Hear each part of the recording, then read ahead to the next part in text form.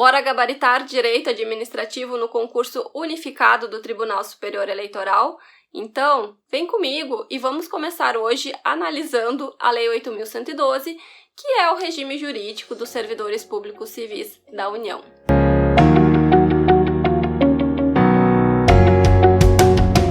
Sejam bem-vindos. Para quem está chegando agora ao canal, meu nome é Natália.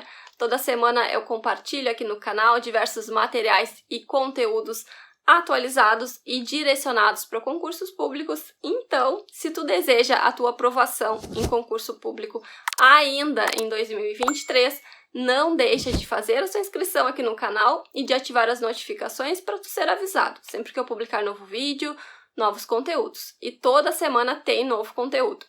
Pessoal, conforme nós combinamos na última semana, hoje nós daremos início ao nosso estudo, ao nosso conteúdo de direito administrativo, um conteúdo que foi elaborado de acordo com os últimos editais de tribunais regionais eleitorais que foram publicados. Mas, pessoal, reforçando aqui e até sendo um pouco repetitiva, é um conteúdo atualizado e um conteúdo que foi elaborado pensando neste concurso unificado do Tribunal Superior Eleitoral. E, é claro, é um conteúdo referente à disciplina de Direito Administrativo. E hoje nós vamos começar analisando a Lei 8.112, aqueles pontos que são mais cobrados. Eu vou chamando a atenção de vocês para algumas pegadinhas que as bancas gostam, principalmente a Sebrasp, que é a minha aposta de banca para esta prova do concurso do Tribunal Regional Eleitoral ou Tribunal Superior Eleitoral, enfim. Mas então, hoje nós começaremos com a Lei 8.112. Na última aula, na última semana, nós já analisamos algumas questões que foram cobradas nas últimas provas e hoje, então, a gente começa com a lei mesmo, eu não leio a letra da lei, mas eu trago sempre os principais pontos. E eu recomendo que vocês, depois de assistir ao vídeo, que vocês façam a leitura da lei. E, pessoal, a Lei 8.112, como vocês sabem, é uma lei bem extensa, portanto, nós não iremos concluir a Lei 8.112 hoje, bem pelo contrário, nós vamos levar alguns dias para concluir a análise da Lei 8.112, mas como nós não estamos com o edital publicado, nós temos, assim, em tese, algum tempo para estudar, é importante que a gente faça, então, esta análise mais cuidadosa, uma análise mais detalhada. Então, pessoal, chega de enrolação, vamos ao conteúdo. Então, pessoal, eu quero começar mostrando para vocês o que a gente vai ver, nessa nossa preparação para o concurso unificado do Tribunal Superior Eleitoral. E eu elaborei, este conteúdo programático de acordo com o que foi cobrado no último concurso do Tribunal Regional Eleitoral, que aconteceu em 2016 e foi o concurso do Tribunal Regional Eleitoral do Estado de São Paulo. Então, pessoal, a gente vai começar analisando a Lei 8.112, que é o regime jurídico dos servidores públicos civis da União, que é uma legislação que está presente em todos os editais de concursos públicos federais, portanto, é uma legislação bem importante. E, na sequência, nós vamos analisar a Lei do Processo Administrativo Federal, que é a Lei 9.784, que é uma legislação que também foi atualizada recentemente. Na sequência ainda, pessoal, a gente vai ver a Lei de Improbidade Administrativa, que é a Lei 8.429, que é uma legislação que foi praticamente toda atualizada recentemente. E a gente continua, então, analisando a organização da carreira dos servidores do Poder Judiciário. E aí a gente entra em Direito Administrativo e analisa a administração pública, princípios básicos, poderes administrativos, serviços públicos, ato administrativo, organização administrativa, órgãos públicos, licitações, sendo que aqui neste conteúdo programático consta apenas a Lei 8.666. No entanto, pessoal, nós vamos estudar a nova Lei de Licitações, que é a Lei 14.133, porque é esta lei que está sendo cobrada nestes últimos concursos públicos e não a Lei 8.666. E continuando, então, a gente vai estudar também serviços públicos, cargo, emprego, função pública, classificação de agentes públicos, responsabilidade civil da administração. Enfim, pessoal, eu pretendo fazer uma análise bem completa com vocês, né, sobre direito administrativo e lembrando, novamente, sempre intercalando blocos de conteúdo com blocos de questões. Mas, então vamos lá, vamos começar com a nossa Lei 8.112. Pessoal, inicialmente é bem importante que vocês lembrem que a Lei 8.112, ela dispõe sobre o regime jurídico dos servidores públicos civis da União. Pessoal, eu já vi as bancas trocarem esses civis por militares e muitos candidatos caírem nesta pegadinha. Portanto, pessoal, não é servidor militar, são servidores públicos civis da União. A Lei 8.112 é o regime jurídico, né, o Estatuto dos Servidores Públicos Civis da União, das autarquias e das fundações públicas federais. Além disso, pessoal, é bem importante que vocês lembrem que servidor público é toda aquela pessoa que está legalmente investida em um cargo público. Já o cargo público é aquele conjunto de atribuições, de responsabilidades que são atribuídas a determinado servidor público. E ainda, pessoal, lembrem-se que os cargos públicos são criados por lei, eles são acessíveis a todos os brasileiros, eles possuem denominação própria e vencimento pago pelos cofres públicos e, por fim, pessoal, eles podem ser providos em caráter efetivo ou em comissão. E existem alguns requisitos básicos para investidura em cargo público. E, Natália, estes requisitos costumam aparecer em provas de concursos públicos? Sim, pessoal, aparecem bastante, por incrível que pareça, né? Porque aqui é só memorização, mas mesmo assim eles costumam aparecer. Então, lembrem-se que são requisitos básicos para investidura em cargo público: a nacionalidade brasileira, o gozo dos direitos políticos, a quitação com as obrigações militares e eleitorais, o nível de escolaridade exigido para o exercício do cargo, a idade mínima de 18 anos e a aptidão física e mental. No entanto, pessoal, este rol de requisitos que são trazidos pela Lei 8.112 não é um rol taxativo, né? Ele é um rol exemplificativo, já que as atribuições do cargo podem justificar a exigência de outros requisitos estabelecidos em lei. E percebam aqui que estes outros requisitos, eles não serão estabelecidos em edital, eles são estabelecidos em lei, pessoal. Acreditem, as bancas costumam trocar isso aqui. E continuando também, é importante que vocês lembrem que serão reservadas até 20% das vagas oferecidas no concurso para pessoas portadoras de deficiência. Portanto, pessoal, não são 20%, não são mais de 20%, é até 20%.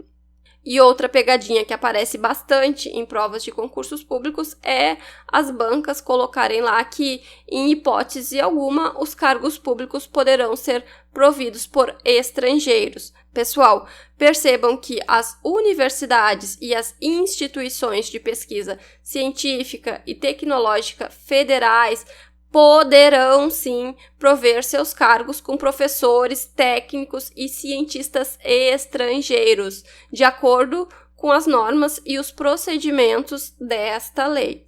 E me digam, pessoal, a investidura em cargo público, ela se dá com o exercício? Não, pessoal, a investidura em cargo público se dá com a posse. E as bancas adoram trocar estas palavras e os candidatos ainda caem nestas pegadinhas. Pessoal, a investidura em cargo público ocorre com a posse, não é com o exercício, não é com a nomeação, é com a posse. Fiquem atentos. E vamos continuar e vamos então falar um pouco sobre as formas de provimento. E aqui é importante que vocês memorizem PAN R4. Ah, Natália, eu preciso memorizar todas estas formas de provimento? Sim, vocês precisam memorizar e acreditem, estas formas de provimento, elas são muito cobradas, normalmente elas são cobradas ou tentando fazer com que os candidatos confundam as formas de provimento com as formas de vacância, ou ainda tentando pegar aqueles candidatos mais desavisados que estão estudando por legislações antigas, né, já que em legislações desatualizadas há aqui mais duas formas de provimento que eu nem vou comentar para não causar confusão, né, já que estas outras formas estão revogadas. Portanto, pessoal, fiquem atentos e memorizem sim PAN R4. P de promoção, A de aproveitamento, N de nomeação e R4. R de reversão, R de readaptação, R de reintegração e R de recondução. É muito importante que vocês memorizem as formas de provimento, né? Sendo até bastante repetitiva, mas é que é simples e aparece em provas de concursos públicos. Então, vamos à primeira forma de provimento, que é a nomeação. Pessoal, conforme nós já comentamos, o provimento em cargo público, ele pode se dar tanto em caráter efetivo como em comissão, sendo que em caráter efetivo pode se dar em um cargo isolado ou em carreira. Pessoal, em se tratando de provimento em caráter efetivo, ele depende de prévia habilitação em concurso público de provas ou de provas e títulos e deve ser obedecida a ordem de classificação e o prazo de validade do concurso público. E aqui fiquem atentos, porque aqui está a maior parte das pegadinhas das bancas. Pessoal, provimento em comissão não depende de prévia aprovação em concurso público. Os cargos em comissão, eles são de livre nomeação e livre exoneração. Mas vamos continuar e vamos agora falar um pouco, né, comentar os principais pontos sobre concurso público. O concurso público, ele pode ser de provas ou de provas e títulos. A validade é de até 2 anos. Ele pode ser prorrogado uma única vez por igual período. E o prazo de validade do concurso e as condições de sua realização serão fixados em edital. Pessoal, aqui existem alguns pontos que é importante a gente comentar um pouco. Fiquem atentos, porque o prazo máximo do concurso público é de 2 anos. E este concurso, ele pode ser prorrogado uma única vez por igual período. Então, pessoal, digamos que o concurso público tenha prazo de validade de 90 dias. Ele pode ser prorrogado por mais um ano? Não, pessoal, sempre por igual período. Se o prazo de validade do concurso é de 90 dias, ele pode ser prorrogado por mais 90 dias. Se o prazo de validade do concurso é de 1 ano, ele pode ser prorrogado por mais 1 ano. Ou seja, pessoal, sempre por igual período, sendo que o máximo, né, o maior prazo do concurso público é até 2 anos. Pessoal, não é mais de 2 anos, é até 2 anos. E se este concurso público tiver o prazo de validade de 2 anos, ele pode ser prorrogado por mais 2 anos. E aqui fiquem atentos também, porque o prazo de validade do concurso e as condições de sua realização serão fixados em edital. Pessoal, não é em lei, eles trocam isso aqui. Em relação a concurso público, o prazo e a validade serão fixados em edital.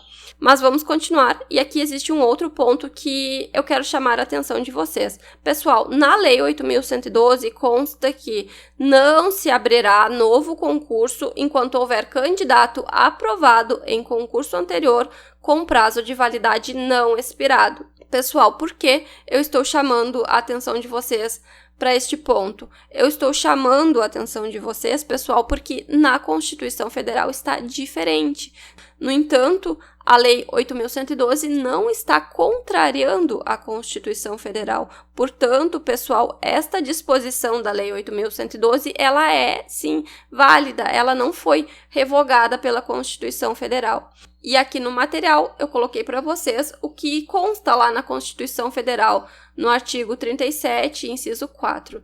Pessoal, na Constituição Federal, consta que, durante o prazo improrrogável previsto no edital de convocação, aquele aprovado em concurso público de provas ou de provas e títulos será convocado com prioridade sobre novos concursados para assumir cargo ou emprego na carreira. Portanto, pessoal, no dia da prova é muito importante que vocês fiquem atentos ao enunciado da questão, né? Porque, segundo a Lei 8.112, não se abrirá novo concurso enquanto houver candidato aprovado. No entanto, segundo a Constituição Federal, durante o prazo improrrogável previsto no edital de convocação, aquele aprovado em concurso público será convocado com prioridade. Mas, dito isto, então, vamos continuar e vamos falar sobre a posse. E sobre a posse, aqui o mais importante é que vocês memorizem os prazos. Pessoal, o prazo para a posse é de 30 dias. E fiquem atentos aqui porque se trata de um prazo improrrogável. E eu chamo a atenção de vocês, inclusive estou reforçando porque muitos de vocês estão estudando também ou estudaram para concursos estaduais. E, pessoal, nos regimes jurídicos de muitos estados, inclusive do Rio Grande do Sul, que é o meu estado, o prazo para a posse admite prorrogação. No entanto, pessoal, segundo a Lei 8.112, que é o regime jurídico dos servidores públicos civis federais, o prazo para a posse é de 30 dias e ponto. Não há aqui prorrogação. E este prazo ele é contado a partir da publicação do ato de provimento, que normalmente é a nomeação do servidor. E, pessoal, a posse, ela pode se dar, sim, mediante procuração, e se trata de uma procuração específica. E se a posse não se der neste prazo de 30 dias, o ato de provimento é tornado sem efeito. Pessoal, algumas vezes eles colocam que se a posse não se der no prazo de 30 dias, o servidor será exonerado. E está errado, pessoal. Se a posse não se der neste prazo de 30 dias, o ato de provimento será tornado sem efeito. Vamos continuar e vamos falar um pouco sobre o exercício. E o exercício nada mais é do que o efetivo desempenho das atribuições do cargo público ou da função de confiança. Pessoal, o servidor tem o prazo de 15 dias para entrar em exercício e este prazo ele é contado da data da posse. Então, fiquem atentos, pessoal, porque o servidor tem 30 dias para tomar posse e após ele tomar posse, ele tem 15 dias para entrar em exercício. E aqui, pessoal, se o servidor não entrar em exercício neste prazo de 15 dias, aí sim ele será exonerado. Portanto, lembrem-se, né? Se o servidor não tomar posse no prazo de 30 dias, o ato de provimento é tornado sem efeito. Se ele não entrar em exercício no prazo de 15 dias, ele será exonerado. E aqui na Lei 8.112 consta, né, que o servidor será exonerado do cargo ou, em se tratando de designação para função de confiança, aí sim será tornado sem efeito, se ele não entrar em exercício nos prazos previstos. Pessoal, ao entrar em exercício, um servidor que foi nomeado para cargo de provimento efetivo, percebam que nada fala sobre cargo em comissão, né? Cargo de provimento efetivo, ele fica sujeito ao estágio probatório por um período de 3 anos. Pessoal, acreditem, já faz bastante tempo que houve esta mudança e até hoje o pessoal comenta nos vídeos falando que o estágio probatório é pelo período de 2 anos. Não, pessoal, aquela legislação, né, que disciplinava que o estágio probatório era pelo período de 2 anos, ela está revogada, ela é inconstitucional. O período do estágio probatório é de 3 anos e durante este período de estágio probatório, a aptidão e a capacidade do servidor serão objeto de avaliação para o desempenho do cargo, observados os seguintes fatores. Mas antes de nós comentarmos estes fatores que serão avaliados durante o estágio probatório, vamos a um breve resumo do que foi dito até agora. Pessoal, o estágio probatório é pelo período de 3 anos. Por favor, não se confundam mais. O prazo de 2 anos é inconstitucional, ele está revogado. Atualmente, o período do estágio probatório é de 3 anos e ele começa a contar a partir da entrada em exercício do servidor.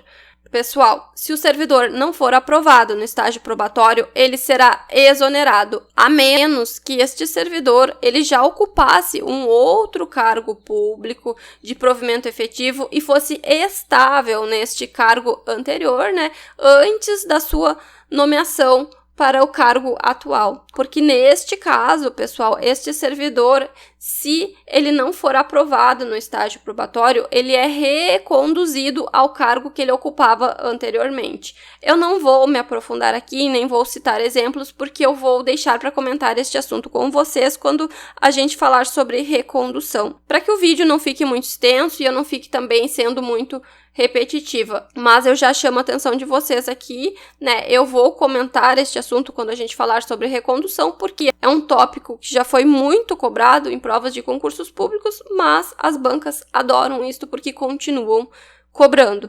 Pessoal, continuando, durante o estágio probatório, então, a aptidão e a capacidade do servidor serão objeto de avaliação para o desempenho do cargo.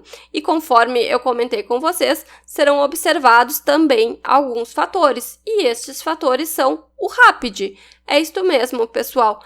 R de responsabilidade, A de assiduidade, P de produtividade, I de capacidade de iniciativa e D de disciplina.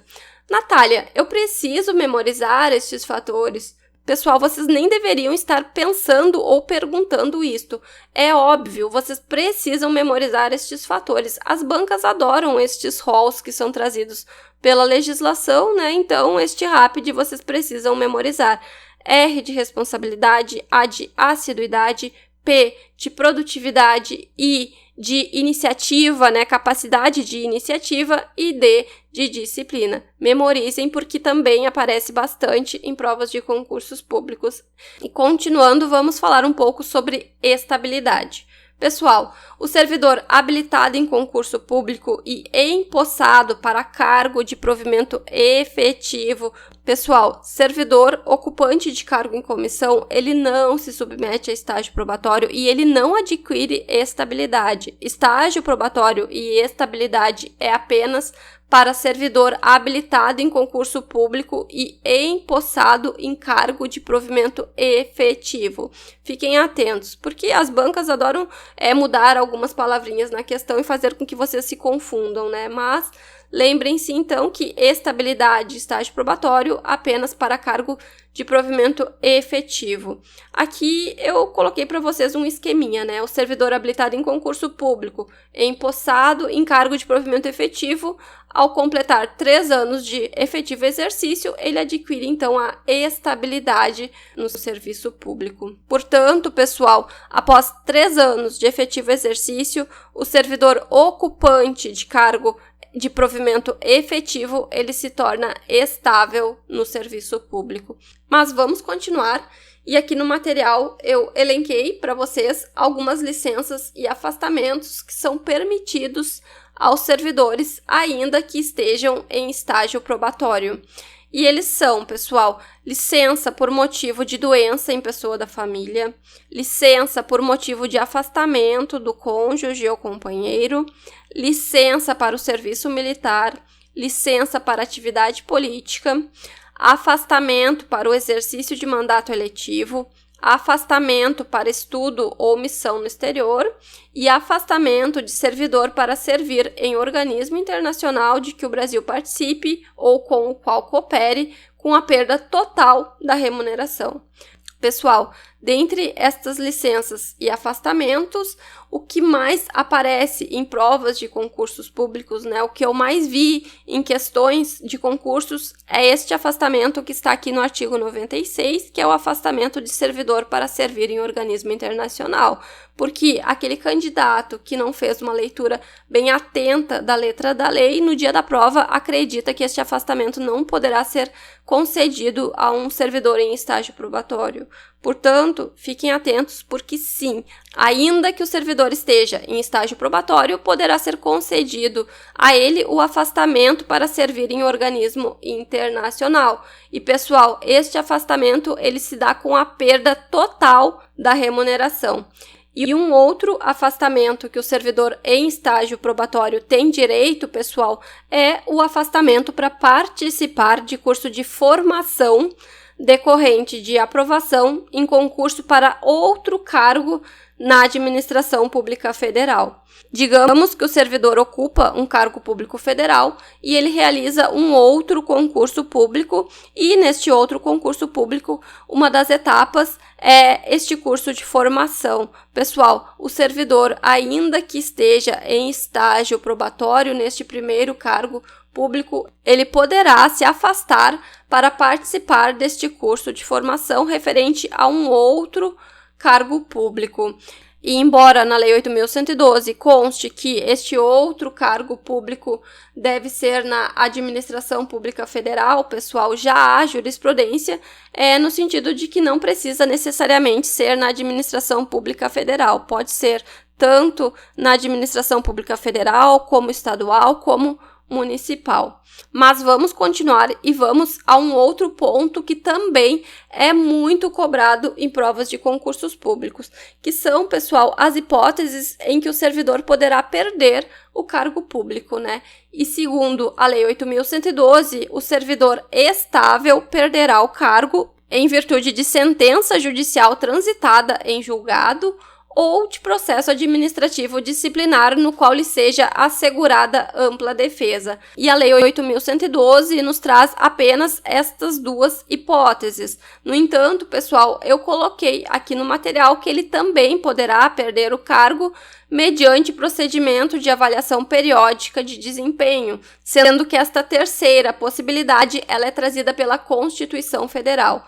Então, pessoal, o servidor estável ele pode perder o cargo tanto em decorrência de sentença judicial transitada em julgado ou ainda de processo administrativo disciplinar no qual lhe seja assegurada ampla defesa ou ainda mediante procedimento de avaliação periódica de desempenho. E aqui no material eu coloquei para vocês o artigo 41 da Constituição Federal, que disciplina as possibilidades em que o servidor estável poderá perder o cargo e traz, além daquelas duas que também estão previstas na Lei 8.112, ele traz esta terceira possibilidade que nós já comentamos, né, que é mediante procedimento de avaliação periódica de desempenho. E, Natália, isto costuma aparecer em provas de concursos públicos? Pessoal, isto despenca em provas de concursos públicos. Vocês precisam saber estas hipóteses na ponta da língua. Aparece muito em provas de concursos públicos.